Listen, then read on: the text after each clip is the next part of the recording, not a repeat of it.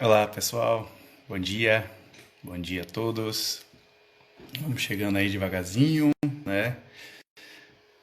Vamos falar hoje da nossa última aula, né? Dos 21 dias seguidos aí de aulas lives, né? Para o tema licitações. Então vamos conversar hoje sobre a nossa derradeira aula, né? Vamos conversar um pouquinho sobre RDC, questões particulares do RDC, novidades trazidas, né, pela MP 961.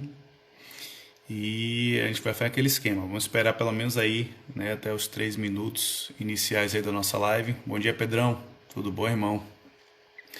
Para a gente poder, né, ir tocando o nosso barco aí. Bom dia. Queridos, olha só. Então hoje, né, é o nosso último dia de aulas live, né?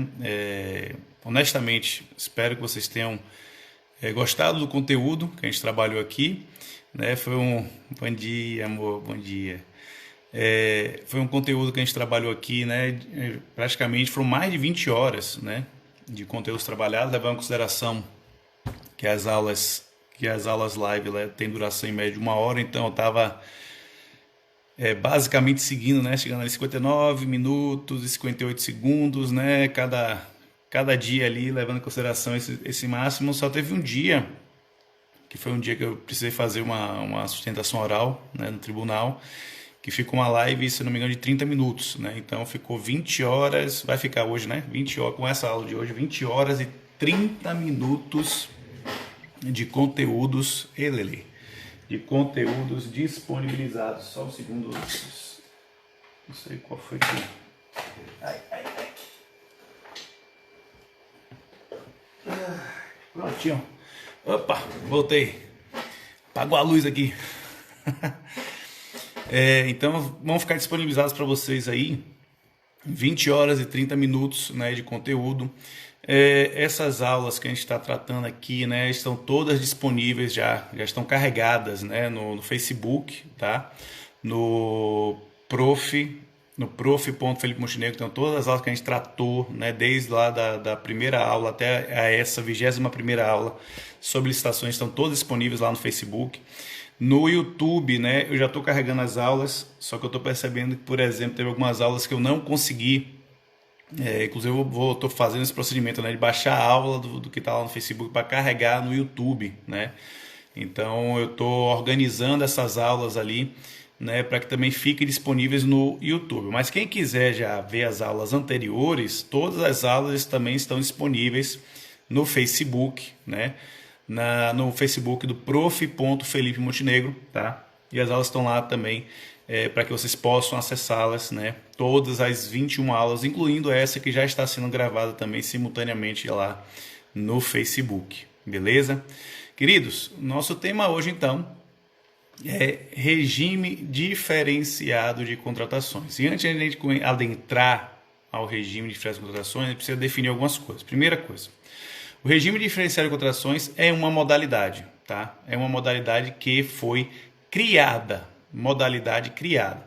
Ah, professor, é uma criação brasileira? Não, doutores, ela é uma criação francesa, né, também utilizada muito nos Estados Unidos, né, e que acabou sendo incorporado ao nosso ordenamento jurídico em razão das obras e serviços da Copa do Mundo, né? Originalmente foi para isso, das obras e serviços das Olimpíadas e das obras e serviços das Copas das Confederações. Por que eu estou falando isso, doutores? Porque a ideia, né, é que houvesse a criação de um regime próprio para para a realização dessas obras. Então, assim, a gente tinha um problema bem peculiar. Na verdade, nós temos um problema bem peculiar, que em relação às obras públicas, quando elas são realizadas, essas obras públicas, né, elas são realizadas no rito da 8.600 ST6, beleza? E aí perceba, doutor, né? Então nós estamos falando de obras da Copa do Mundo, né? Então, qual era o rito que estavam sendo utilizados antes de 2011? Estava sendo utilizados os ritos da concorrência, né? O procedimento licitatório da concorrência. E nós já vimos nas aulas passadas, né, que a concorrência, dentre as modalidades, ela é mais rígida, é a mais formal, né? É aquela que qualquer problema, qualquer erro que aconteça durante aquele procedimento licitatório, a regra é que seja feita, né, a anulação até o erro e seja refeito o procedimento licitatório. O que eu quero chamar a atenção de vocês aqui em relação à concorrência e por que a concorrência, né, não foi a modalidade principal a ser utilizada na Copa do Mundo, se deveu simplesmente pelo fato, doutores, da burocracia da 8666. Como nós vimos lá, a concorrência ela se iniciava pela fase da habilitação. E é uma fase que permitia, né, permite, na verdade, a participação de qualquer interessado, né, e dessa participação de qualquer interessado, há um desgaste muito grande nessa fase inicial da habilitação, porque, doutores, percebam, estavam sendo licitados, por exemplo, obras de estádios da Copa do Mundo. Então, obras algumas com orçadas em valores bilionários, outras perto de valores bilionários. Então, a concorrência, né, eu estou falando assim, a concorrência entre os licitantes, naturalmente, seria muito forte, né? Seria uma coisa assim, todo mundo queria aqueles contratos. O que acontece, doutores, é o seguinte, é que mesmo assim, feita, né, algumas licitações nesse período, a gente tinha diversos problemas depois, né, de alguns contratos formalizados pela 8666, nós tínhamos alguns problemas relacionados às fiscalizações que ocorriam durante a execução do contrato. Tá? Como assim, professor? Doutores, é natural, né, que a fiscalização ela se desenvolvia de duas formas. Né? Nós temos o fiscal do contrato, todo contrato público ele tem um servidor que fica responsável por determinado contrato, que é chamado de fiscal do contrato. E é ele que vai fazer relatórios, né? Se for obra, ele vai, por exemplo, ele vai alimentar o diário de obras, né? Que é um diário que relata tudo que aconteceu na obra naquele dia. Se for um serviço, ele vai atestar, né, como está sendo realizado o serviço. Se for entrega de produto, ele vai atestar o produto. Então, todo contrato administrativo tem um fiscal, beleza? Então, o que acontece? Quando a gente estava falando de 8666, né, além de ter esse fiscal do contrato, nós também temos a figura dos tribunais de contas. Né? E nesse caso, como os recursos eram federais, o Tribunal de Contas da União ficava responsável pelo controle externo desses contratos. E, logicamente, havia uma preocupação, né, do governo brasileiro, também, né, dos órgãos internacionais que estavam realizando, né, as tratativas para a realização das obras da Copa do Mundo aqui no nosso país. E houve, logicamente, um lobby muito forte, doutores, né, para que fosse adotada uma modalidade um pouco mais acelerada para a contratação desses prestadores. E é daí que surge, né, a proposta do RDC. O RDC foi feito através de medida provisória 517, né, que depois foi convertida em lei. E a intenção do RDC, doutores, percebam, quando a gente está falando ali de modalidade geral, a gente fala assim, ó, doutores, concorrência, tomada, convite, né, são modalidades próprias em razão dos valores, né, empregados. Então, basicamente, se não houvessem, bom dia, meu querido, se não houvesse, tá? Se não houvesse, por exemplo, o RDC, basicamente essas obras seriam contratadas pela sistemática da modalidade concorrência da 8666 e com todos os problemas que eu acabei de citar, e em especial a burocracia em relação à realização do procedimento. Então, diante dessas situações, o que aconteceu, doutores? Veio o RDC. E o RDC, ele surgiu inicialmente para ser uma modalidade temporária, para ser uma modalidade transitória, para ser aplicado, como eu disse, tão somente para obras e serviços da Copa do Mundo, obras e serviços da Copa das Confederações, obras e serviços das Olimpíadas. Após isso, ele deveria deixar de vigorar dentro do nosso ordenamento. Ocorre, doutores, que antes mesmo de finalizar Copa do Mundo, finalizar, né, o prazo, né, da Copa do Mundo, das Olimpíadas, ela começou a sofrer sucessivas alterações legislativas em que, de modalidade temporária, passou a permanecer no nosso ordenamento. Então, a gente vai observar, por exemplo, doutores, que hoje, por exemplo, eu posso utilizar o RDC né, para a construção de presídios. Eu posso utilizar o RDC no Sistema Único de Saúde. Eu posso utilizar o RDC na construção de equipamentos, outros equipamentos públicos, né? Então a gente percebe que o RDC de modalidade transitória passou a ser uma modalidade permanente. Qual o problema aí do RDC, doutores? É que o RDC ele foi muito utilizado efetivamente da Copa do Mundo, ali antes da Copa do Mundo até as Olimpíadas. Posteriormente, né, como modalidade licitatória, ele acabou ficando, de certa forma, ele ficou escanteado. Por quê? Vou explicar. Porque ele era utilizado para obras e serviços, né, relacionados às obras da Copa. Posteriormente a isso, ele ficou tão relacionado a obras, né? Então ele ficou tão voltado a uma modalidade de obras. E aí, doutores, logicamente, nós já tínhamos a modalidade, né, rotineiramente utilizada para obras, que era a modalidade da 8666, ao qual as administrações públicas já tinham maior conhecimento e maior utilidade delas, né? Então, o que aconteceu com a RDC, doutores? Após, né, esses eventos que aconteceram, os eventos esportivos que aconteceram no nosso país, acabou acontecendo que o RDC ele acabou entrando em desuso. Salvo algumas exceções em alguns estados que continuaram usando o RDC, né, em razão dos outros equipamentos públicos que puderam ser contratados via RDC, o que eu quero chamar a atenção de vocês é que o RDC entrou em desuso. Então, era difícil você encontrar, por exemplo, uma administração estadual utilizando o RDC. Né? A gente tem um exemplo aqui do estado do Ceará que emprega bastante essa modalidade. Mas o que eu quero chamar a atenção é que isso não é uma regra. O pessoal opta por fazer modalidades gerais relacionadas em relação a obras, né? Modalidades gerais relacionadas à Lei 8.666. E por que eu estou falando isso, doutores? Porque surgiu uma medida provisória, a medida provisória 961 de 2020, e ela trouxe em voga novamente, ela trouxe à evidência novamente o RDC. E o RDC, doutores, agora, ó, ela está dizendo o seguinte, ó, para a realização de qualquer obra ou serviço ou aquisição de bens para o combate à pandemia, né, todos os entes públicos poderão utilizar a modalidade RDC. E o que é que vem a ser esse RDC, doutores? Por que é chamado de regime diferenciado de contratações? Porque, na realidade, ele tem, por exemplo, inversões de fases, que nós já vimos essas inversões de fase, sabe aonde? Lá no pregão.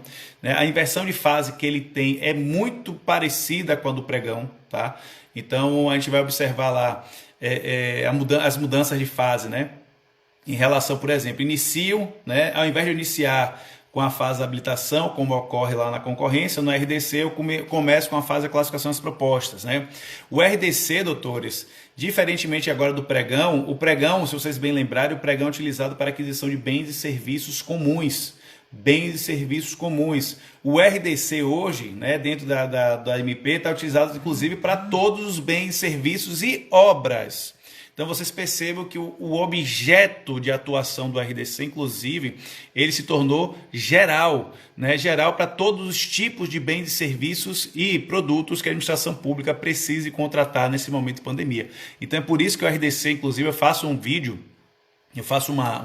um vídeo, como é que chama, Deus? Mas não é live. É uma gravação de um vídeo lá no meu feed desse canal, né, falando que o RDC foi ressuscitado. E foi ressuscitado, doutores, inclusive, né, outros doutrinadores da área, né, a exemplo do professor José Aras, né, que é desembargador aqui do Tribunal de Justiça da Bahia, ele fez um vídeo falando o seguinte, olha, o RDC, pessoal, se tornou a principal modalidade da pandemia, né, e as demais modalidades,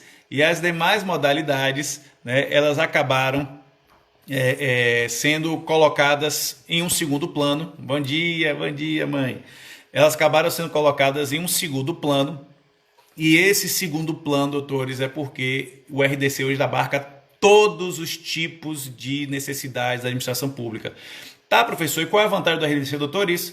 O RDC, a essência do RDC, ele surgiu para se tornar a modalidade única de licitação. Como assim, professor? Exatamente o que vocês estão ouvindo. O RDC, além de ser utilizado para obras da Copa do Mundo até as Olimpíadas, posteriormente ele foi ampliado seus objetos, ele surgiu com a premissa de se tornar a nossa modalidade única de licitação. Então vocês percebam todos os cuidados que a administração tem, né, no emprego do RDC. A ideia é que, ao invés de nós termos, né, Concorrência, tomada de preço, convite, leilão, consulta, pregão, concurso.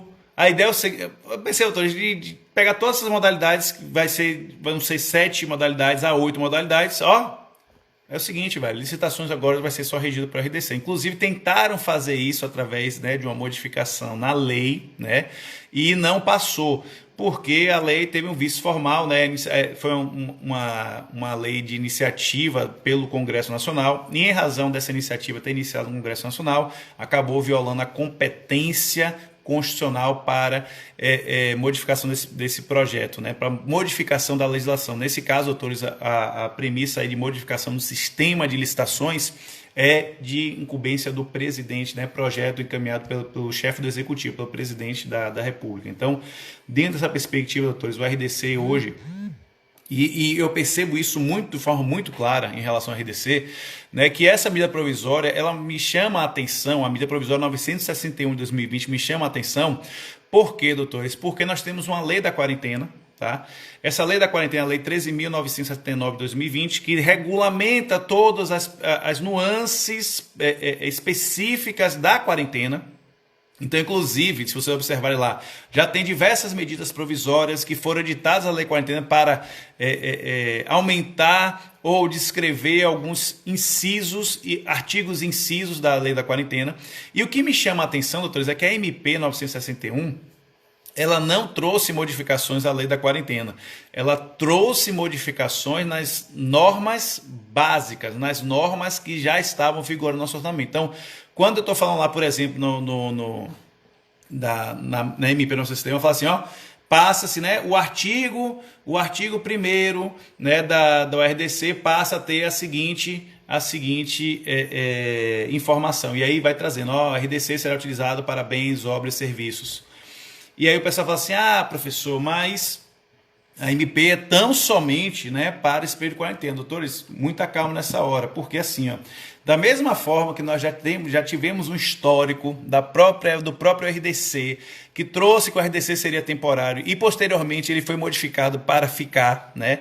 Ele se estabeleceu no nosso ordenamento como uma modalidade autônoma.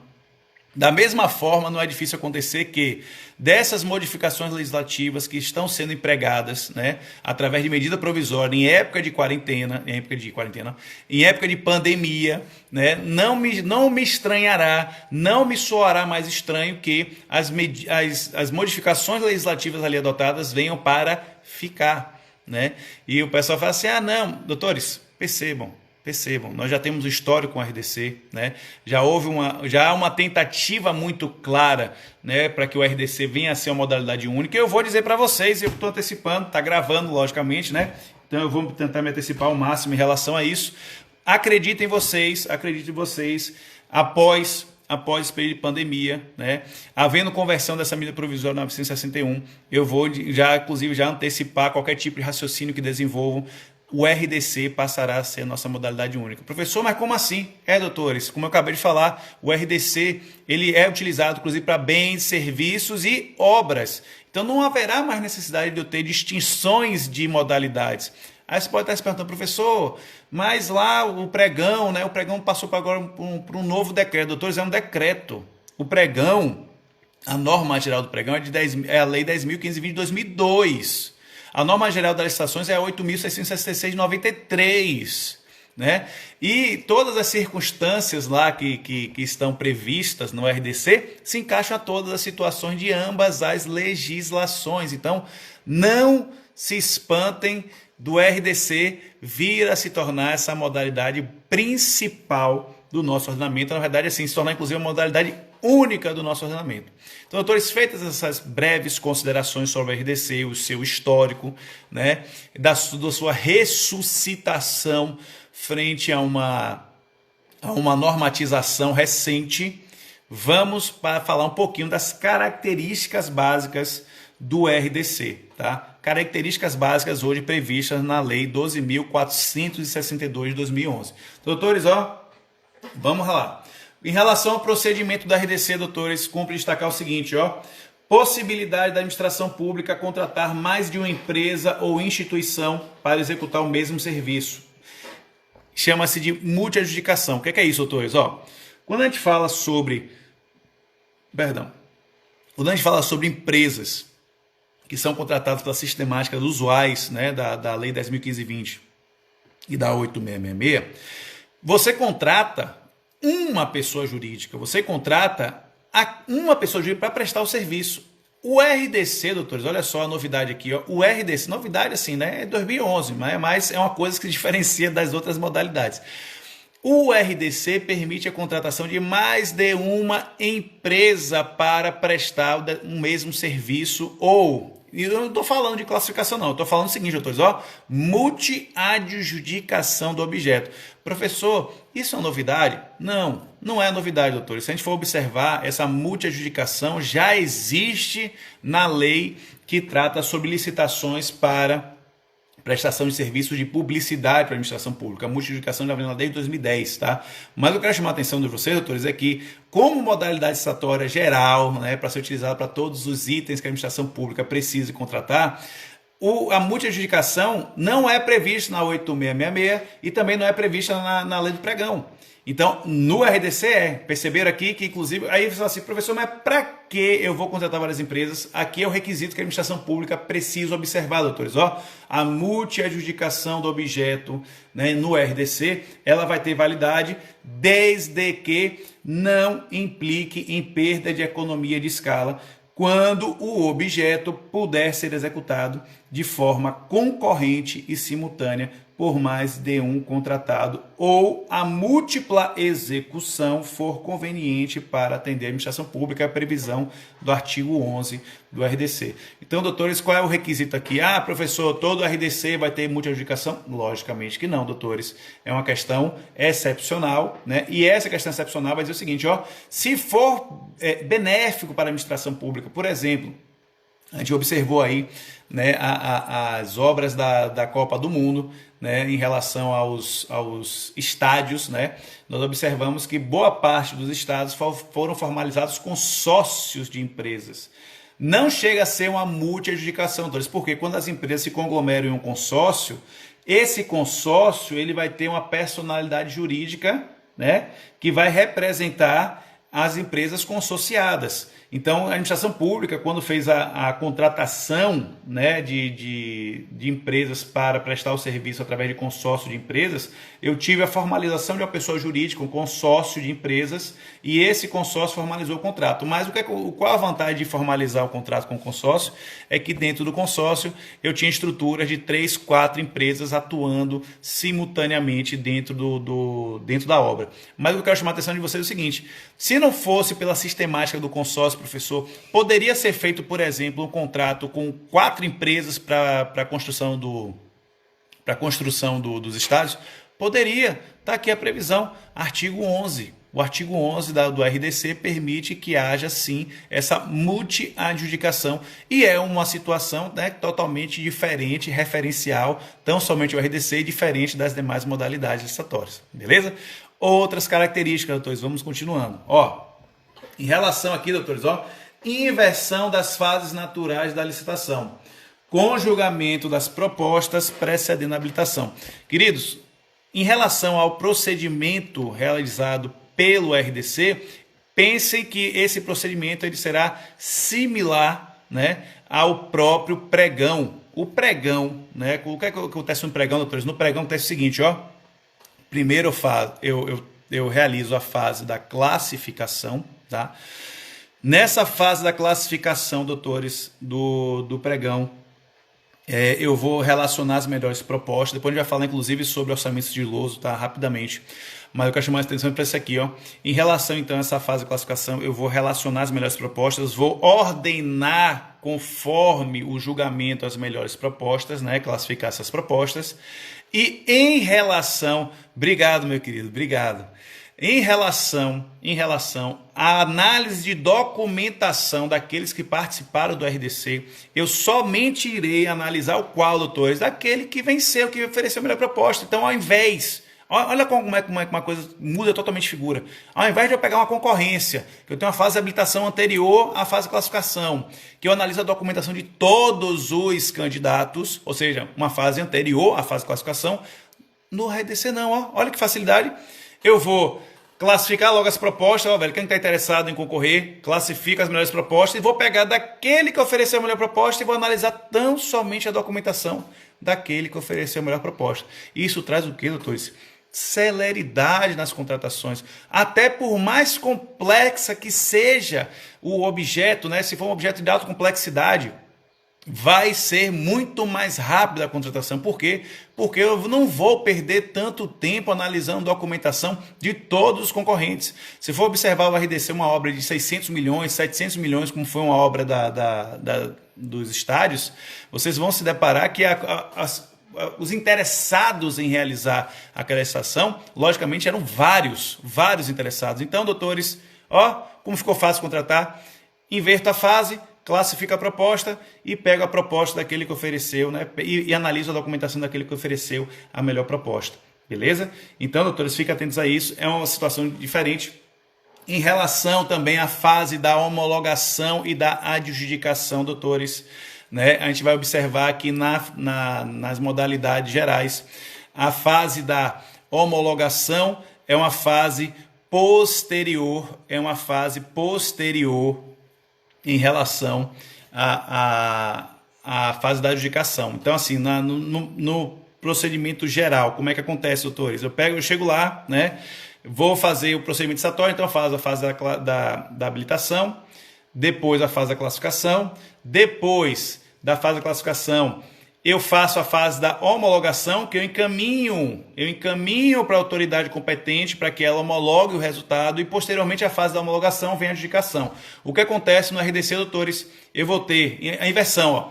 Eu vou ter a fase da classificação, depois a fase da habilitação, depois a fase da adjudicação. Então, a comissão que vai realizar o RDC, essa comissão, né, ela já vai informar quem foi o vencedor da melhor proposta, logicamente após a análise dos recursos, que, lembrem-se, doutores, recurso administrativo ele é enviado à autoridade superior, mas como tem uma comissão, a comissão vai oferecer o seu parecer, né, para que a autoridade superior tenha uma noção por que o motivo daquele recurso.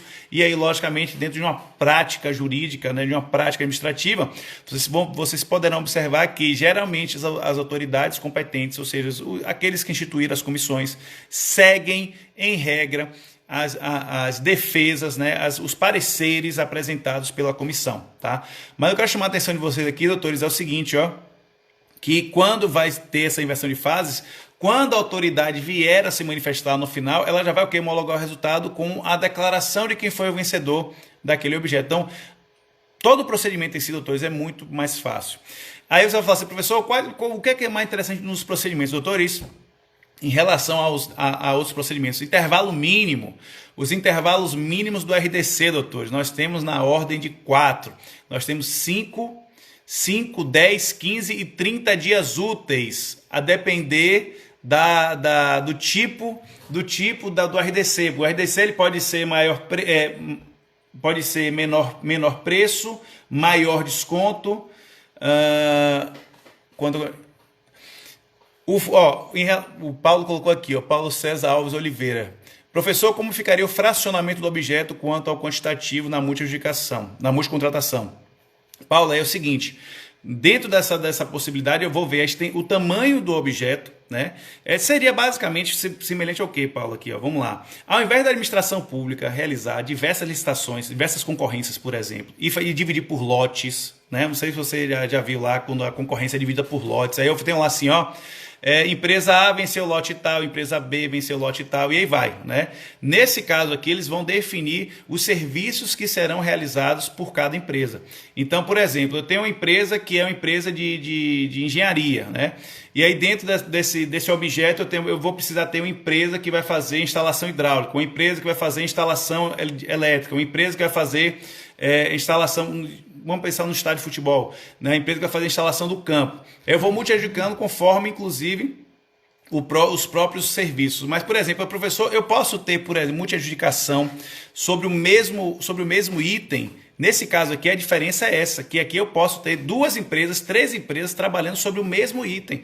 Logicamente que aqui a regra do fracionamento, ela vai ficar de acordo com o próprio edital. Então, o edital vai dizer o seguinte, olha, se houver 2 empresas classificadas para realizar, então 50% para cada. Se houver 3, 33% para cada. E por aí vai. Então, na realidade, o próprio edital vai definir, ó, eu posso multi-adjudicar em relação a esse serviço, eu posso adjudicar até para 5 empresas.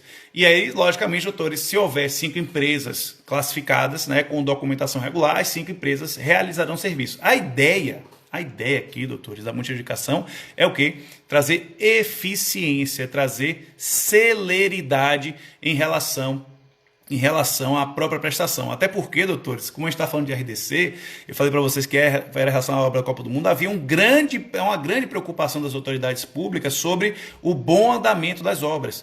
E efetivamente, doutores, se vocês bem lembram na época, né, o RDC foi em 2011, faltavam 3 anos para as obras da Copa do Mundo, né? Então, eu precisava criar mecanismos que possibilitassem, por exemplo, que ao invés de somente uma empresa viesse a prestar o serviço, com todas as nuances de uma obra, eu tivesse diversas empresas prestando o mesmo serviço para que a obra terminasse rigorosamente dentro do prazo. Inclusive, doutores, falando em rigorosamente dentro do prazo, as empresas que antecipavam a entrega das obras recebiam bonificações. E aí era bonificação de eficiência. Então, se a obra era contratada para 12 meses, eles entregavam em 8 meses, eles recebiam uma bonificação por ter antecipado, né, essa contratação, essa entrega da obra. Então, o que acontece aqui, doutores? Dentro dessa perspectiva, tem que estar... Isso, exato, irmão. Exato. Obrigado, meu querido. Obrigado. Valeu, amor. Obrigado também, meu querido. Então, doutores, o que a gente precisa ter em mente é o seguinte, quando a administração pública ela vai utilizar o RDC, é a eficiência que ela quer. Houve a preocupação em relação, de fato, às obras da Copa do Mundo. Como eu disse, a lei foi editada, né, foi convertida em 2011, né? Em 2011 faltavam 3 anos para a Copa do Mundo. Relembra aí, doutores, como é que estava aquele negócio, né? Pessoal, as obras estão atrasadas, as obras estão com programa atrasado, tá isso, aquilo. Pronto, então vamos fazer RDC. Vamos fazer RDC que fica muito mais rápido, muito mais célere, muito mais seguro para a administração pública. Essa era a ideia, beleza? Queridos, uma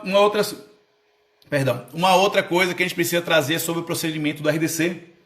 Olha, existe o RDC eletrônico. Da mesma forma que tem um pregão presencial e o pregão eletrônico, o RDC tem um RDC eletrônico, ou seja, amplia de forma absurda a competitividade, doutores.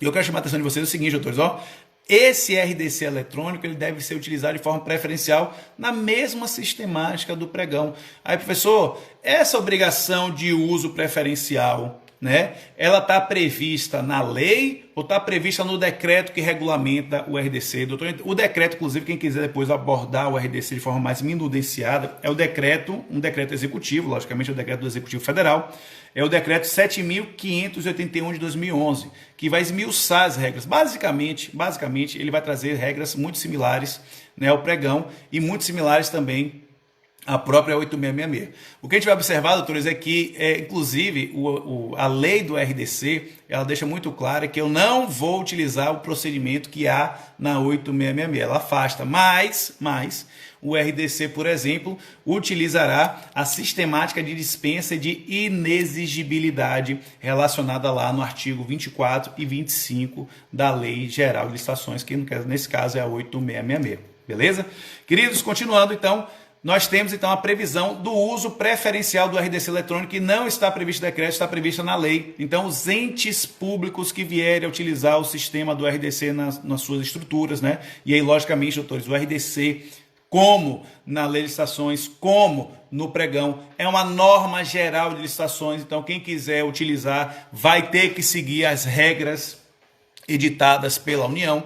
Então, há uma previsão de uso preferencial do RDC eletrônico. Você pode estar se perguntando, professor, e se não der para fazer? Doutores, logicamente eu vou ter que justificar de forma anterior a impossibilidade da utilização do RDC eletrônico, né? Mas a obrigação aqui é obrigatoriamente, preferencialmente, RDC eletrônico. Se não puder usar, justifico, né, pela administração. E aí o que vai acontecer, doutores? Um problema similar que nós temos com o pregão. O pregão também traz lá que é uma utilização, inclusive para a administração pública federal, obrigatória do pregão eletrônico. E aí houve agora um novo decreto, o decreto 10.024/2019, que regulamentou o pregão eletrônico, e agora ele traz uma previsão de forma indireta de que aqueles repasses relacionados a verbas públicas federais deverão ser feitos através da modalidade de pregão eletrônico. O emprego desses recursos, né, repassados pela União Federal. É por isso que vocês vão observar, do final do ano passado para esse momento atual, que os municípios começaram a adotar o pregão eletrônico de forma mais rotineira. Por quê, doutores? Porque eles só vão poder receber esses recursos federais e aplicar esses recursos federais em novos contratos se eles fizerem essa contratação pelo pregão eletrônico. Então vocês vão se deparar com essa modificação nas estruturas da administração pública, né? Em especial no emprego de forma mais efetiva do pregão eletrônico. Mas vamos voltar aqui ao nosso RDC. O RDC eletrônico também existe, doutores, e percebam, o RDC eletrônico está previsto lá no artigo 13 da Lei 12.462. O que mais, queridos? Oferecimento das propostas. Nós temos dois tipos de sistema de oferecimento de proposta. Nós temos o modo de disputa aberto e o modo de disputa fechado. No modo de disputa aberto, os lances são dados de forma pública, então ficam lá registrados no sistema. Inclusive, se eu for falar de RDC eletrônico, né? O RDC eletrônico, professor, onde é que vai ser feito esse negócio do RDC eletrônico?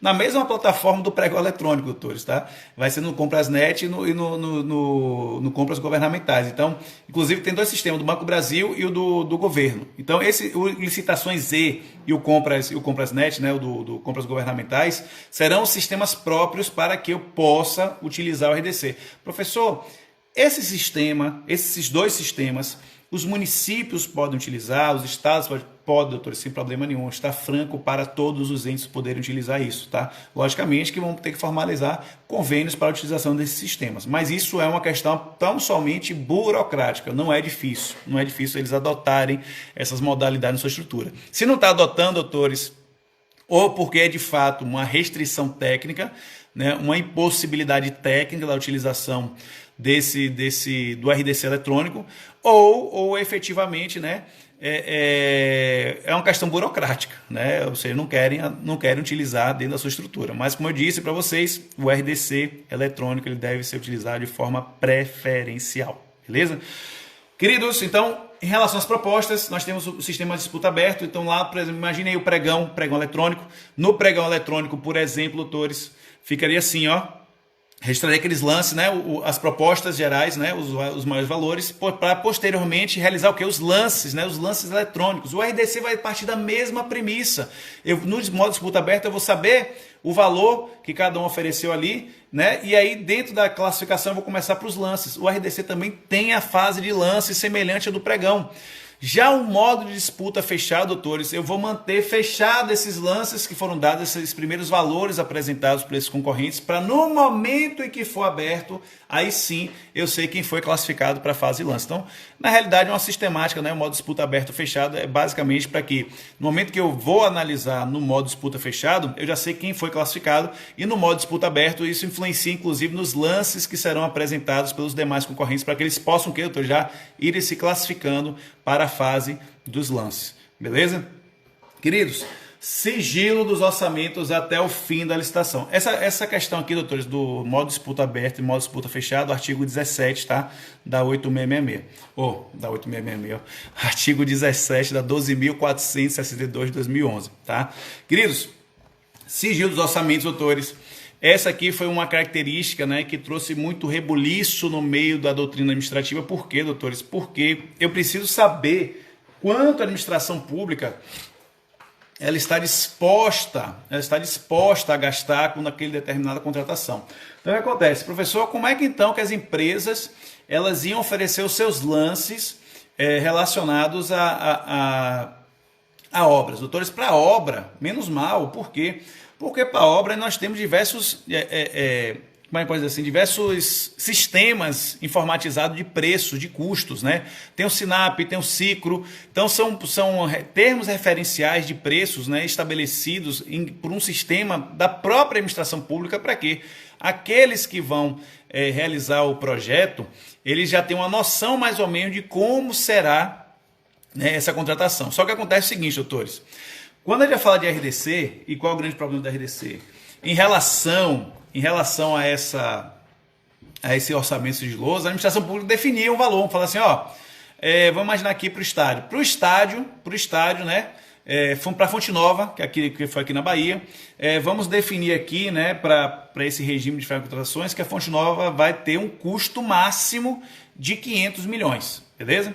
Aí vêm as empresas concorrer, e as empresas, né, não tendo ideia do orçamento que a administração pública ela ia empregar, o que acontecia?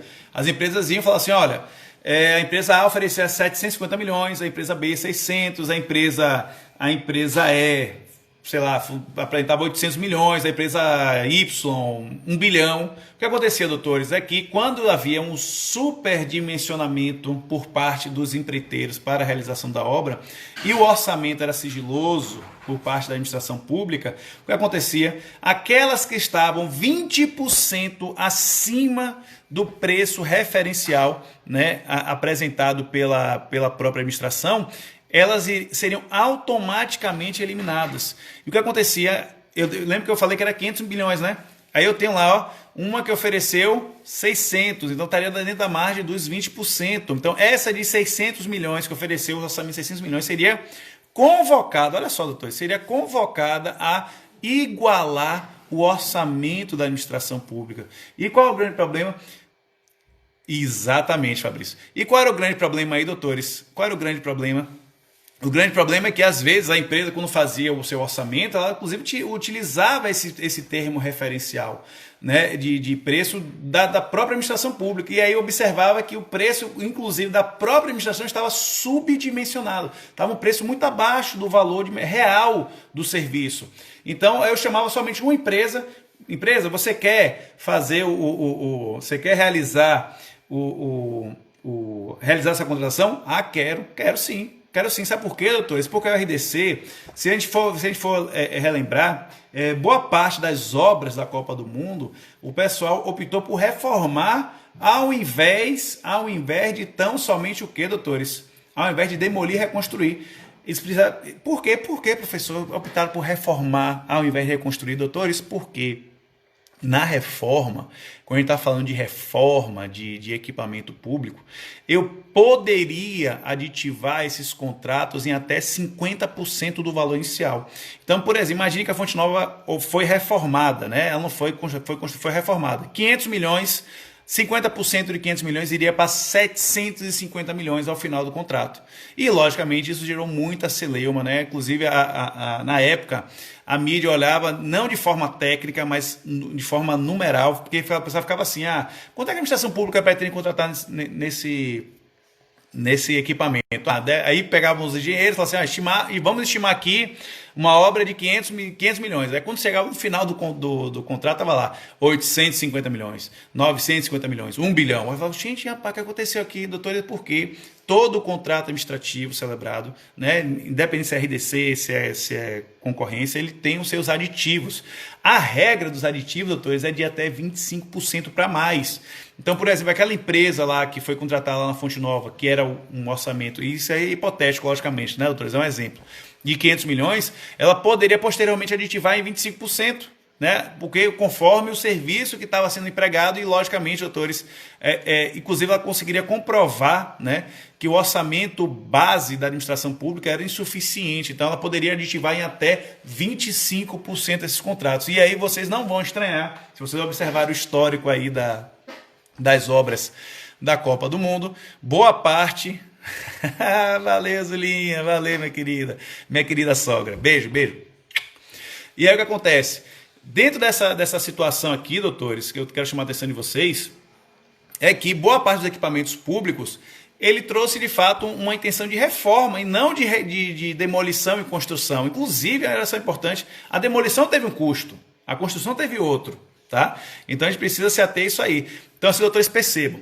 Então o RDC, doutores, é ótimo, né? Mas o orçamento sigiloso trouxe muito problema, doutores. Por que, queridos, trouxe problema? Porque esse orçamento sigiloso não dizia quanto a administração pretendia gastar e isso acabava impactando para os concorrentes que ofereciam preços acima do valor estimado e até para a própria publicidade, né? Porque, doutores, todo contrato, se vocês forem observar, eu sei quanto a administração pública está disposta a gastar. Você vai ter lá assim, ó, valor máximo de contratação. Vai ter lá o valor máximo de contratação. Valor máximo de contratação, logicamente, eles sempre superestimam, né, para que o valor chegue abaixo do valor que eles pretendem contratar. Então, eles colocam lá, se fosse uma situação de concorrência, olha, contratação da Fonte Nova, orçamento máximo de 500 milhões. Então, isso ficava mais claro até para os próprios concorrentes. Mas o que aconteceu no RDC, ó, cada um vai fazer a sua proposta. A ideia, qual era a ideia, doutor? Se professor, qual era a ideia? Era violar a publicidade? Não, doutor, a ideia não era violar a publicidade. A ideia aqui era que as empresas empregassem, né, da melhor forma o recurso público. Então, para aquelas que pretendiam contratar as obras, elas iriam se esforçar ao máximo para apresentar soluções de eficiência. E, doutores, lembre-se, eficiência na administração pública, a pegada de eficiência não é de rapidez, não é tão somente rapidez, é uma das facetas da eficiência. A eficiência na administração pública, tu sabe o que é? É gastar pouco e produzir muito. Essa é a pegada principal da eficiência. Quando a gente vai observar a eficiência no uso dos recursos públicos, é você gastar uma menor quantidade de recursos e produzir muito mais do que um gasto maior do recurso. Não, isso é eficiência. Isso é você ser eficiente. Então, o que a administração pública buscou naquele momento? Buscou exatamente que as empresas que buscassem contratar naquele regime de RDC, elas pudessem criar soluções sustentáveis para que elas pudessem se adequar ao orçamento que a administração pública exigia. Tanto é verdade, doutores, que a Fonte Nova, por exemplo, que eu dei o exemplo aqui, a Fonte Nova, ela utilizou de diversas estruturas que estavam na própria Fonte Nova da demolição, material de demolição. Então foi empregado na Fonte Nova, ou seja, a renovação de material, né, reemprego dos materiais, exatamente para buscar, né, um menor custo em relação à obra. Beleza? Queridos, que mais? Deixa eu ver aqui, doutores. Aqui eu já falei, né, com relação ao contrato de eficiência, doutores. Ó, o que é o contrato de eficiência? Ó? Contrato acessório que terá por objeto a prestação de serviços, incluindo a realização de obras e fornecimento de bens, com o objetivo de proporcionar economia ao contratante, nesse caso o Estado, tá? Na forma de redução de despesas correntes, sendo o contrato remunerado com base no percentual da economia gerada. Então, doutores, o que acontece? Ó, imagine vocês, né, que eu fiz a contratação era de 500 milhões, e aí eu consigo antecipar a entrega desse contrato, entrego inclusive por 400 milhões, e eu dei uma economia para a administração de 100 milhões. O que é que vai acontecer? Como eu antecipei, né, a entrega e dei uma economia de 100 milhões para a administração pública, deixou de gastar esses 100 milhões, sobre esses 100 milhões, a administração pública vai fazer um contrato de eficiência, um percentual. Esse percentual, doutores, poderia chegar até 20%. Então, eu antecipei, ó, toma aí 20%, 20 milhões por você ter entregue o contrato, né, de forma antecipada. Então, percebam aí, doutores, olha que maravilha. Numa situação dessa, era um lucro que a empresa teria, né, mesmo ela antecipando o contrato. Então, era bom para a empresa e bom para a administração. A administração, dentro dessa teoria, ela economizou 80 milhões e a empresa faturou 20 milhões pela antecipação do seu contrato. E quando ela antecipa, a doutora, ela não tem mais custo com funcionário, né, com manutenção de equipe no local. Então, para ela também é interessante. Então, o RDC tem as suas vantagens. Queridos, o que mais, doutores? Contratação integrada. Importante aqui na contratação integrada, ó. Quem é contratado pelo sistema do RDC, tem a obrigação de confeccionar o projeto básico. O que é esse projeto básico, professor? É aquele projeto em que eu vou, de fato, descrever todos os insumos necessários à utilização da obra. Tá? E esse projeto básico, sendo de responsabilidade do particular, olha só que interessante, diz qual é o efeito disso? Exato, Pedrão. É a contratação integrada, perfeito. Dentro dessa perspectiva, doutores, da contratação integrada, o que acontece aqui em relação a esse projeto básico? Esse projeto básico, como foi confeccionado pelo particular, esse projeto básico, doutores, é de responsabilidade do particular. Então, eventuais erros de cálculo, eventuais erros de insumo, eventual erro de perspectiva do projeto em si, que venha a gerar despesa na obra, é de responsabilidade particular. Tá, professor, legal. Mas como é que funciona a regra, doutores? Na regra, quem realiza o projeto básico é a própria administração pública. E quando há esses erros na obra, quem responde pelos prejuízos do projeto básico é a própria administração pública, já que ela pegou esse projeto básico como referência na própria licitação. Então, quando eu tenho equívocos cometidos dentro do projeto básico, esses equívocos, em regra, nas demais modalidades, né, fora do RDC e fora do regime de contratação integrada, logicamente, possibilita sim um aumento do prejuízo da administração em relação à obra. Então, quando eu tenho a contratação integrada, que o próprio particular ele fica responsável pelo projeto básico, nessa situação aqui, doutores, ele responde por esses erros cometidos no projeto básico. Então, exclusivo porque protege a própria administração. O que mais, doutores? A gente já falou aqui, né, doutores, ampliação dos objetivos da licitação, inclusão do princípio da economicidade do desenvolvimento nacional no artigo 3º. Isso repete basicamente, né, o que está lá na 8666. Já falamos então da inversão de fases, novos critérios de julgamento, doutores. Olha só, o RDC ele já deu diversas crias no nosso ordenamento jurídico. Eu vou dizer exemplo aqui, a Lei 13.303 de 2016 é um filhote do RDC, porque toda a sistemática de contratação é muito parecida na forma de contratação do RDC. Professor, que lei é essa? Lei 13.303 de 2016, doutores. É o Estatuto das Empresas Estatais. O estatuto que regulamenta, inclusive, a forma de licitação que as empresas públicas e a sociedade de economia mista utilizarão no emprego das suas licitações. E lá, doutores, as regras, vocês vão se deparar que são regras muito parecidas com o próprio RDC. Doutores, o decreto novo, o decreto do pregão eletrônico, né? o decreto 10.024 de 2019, editado agora em outubro de 2019 pela União Federal, esse decreto também trouxe sistemáticas muito semelhantes ao do próprio RDC. Então a gente vai observando, doutores, que o RDC ele vai, né, influenciando em novas sistemáticas de contratações e, né, na verdade, especialmente de licitações. Beleza? O que mais, doutores? Vamos lá. Previsão de possibilidade de remuneração variável, já falou. Previsão de contratação simultânea, nós já falamos. Previsão de contratação integrada, sobre regime de execução, já falamos. Não é obrigatório. Tá, doutores. Então, assim, em relação ao RDC, né, eu sei que foi muito corrido, né? A gente só tem basicamente 1 hora, né, para falar de RDC. As principais nuances são essas. Eu convido vocês a realizar a leitura, tá, da Lei 12.462 de 2011, né? E logicamente assim, é uma leitura que não é uma leitura difícil, né? Você vai se deparar assim com inclusive muitos procedimentos parecidos, né, em que pese ela afirmar que não tem, né, ela não aplica as regras da 8666, mas vocês vão se deparar que muitas regras da 8666 estão também previstas lá no RDC, né? Ele faz a exceção em relação, como eu falei, às hipóteses de dispensa e às hipóteses de inexigibilidade.